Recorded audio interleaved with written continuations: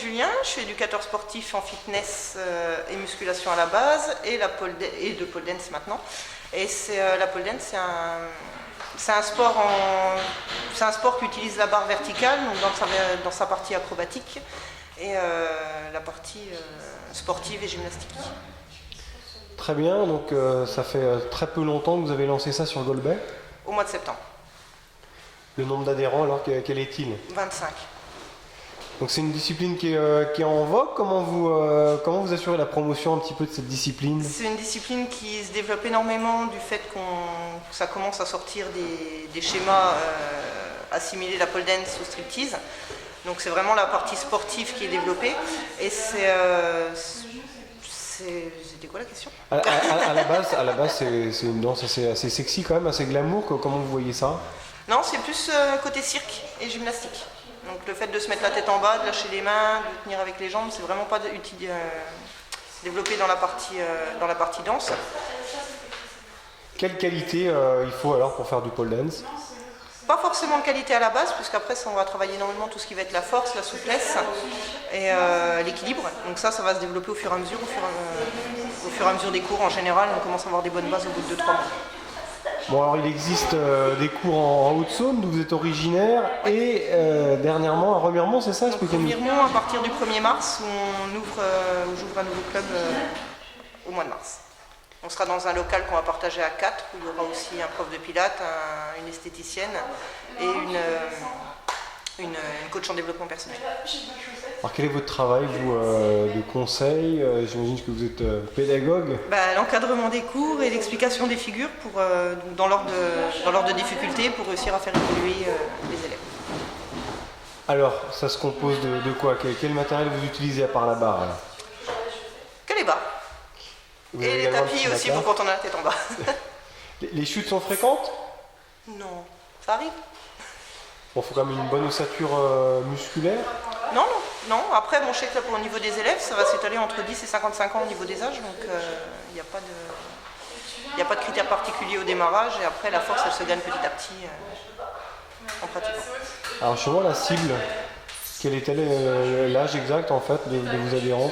Je prends les élèves à partir du moment où elles peuvent tenir la barre, donc en général, ça va se situer entre 10 et 12 ans, et après, il n'y a pas d'âge de fin, ça dépend vraiment du goût des gens, parce que la plus ancienne pour l'instant elle a 55 ans, donc c'est pas réservé forcément aux jeunes. Dans les films, on peut retrouver du pole dance pour donner envie justement de dans recruter? Les films, pas comme on le pratique. Oui, vous, c'est vraiment, la version le côté sportive et acrobatique qui est étudiée. Bon courage alors avec vos filles. Merci. Donc c'est juste que tard le soir, l'amplitude horaire de vos entraînements? Le premier cours commence à 15h et le dernier cours commence à 20h. Donc on finit vers 21h15. Mercredi et jeudi dans les Vosges à Golbet? Oui, c'est ça. Est-ce qu'il y a un site internet ou une page Facebook où on peut vous retrouver? La page Facebook Pole Dance 7088. Oui, donc il y a des compétitions qui existent au niveau national et international. Et la pole dance est rattachée à la Fédération française de danse. Et on attend, les écoles, on a tendance à attendre avec impatience justement que la discipline passe aux Jeux Olympiques de manière à la faire connaître. Faire connaître vraiment ce que c'est et sortir justement de l'image qu'il peut y avoir actuellement. Oui, les fédérations travaillent dans ce sens-là, oui. Dans le sens aussi de la création d'un diplôme qualifiant aussi, pour avoir des profs qui soient diplômés, etc. Parce il y a des profs diplômés, donc il y a plusieurs formations, mais qui ne sont pas forcément reconnues au niveau national. Mais ça serait rattaché à la fédération de danse, a priori. Ouais, un peu comme la... comme les brevets d'État ou des choses comme ça.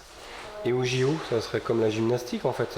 Moi je pense que ce serait une discipline comme la gymnastique ou comme le patinage artistique ou des choses, disciplines en tant que telles.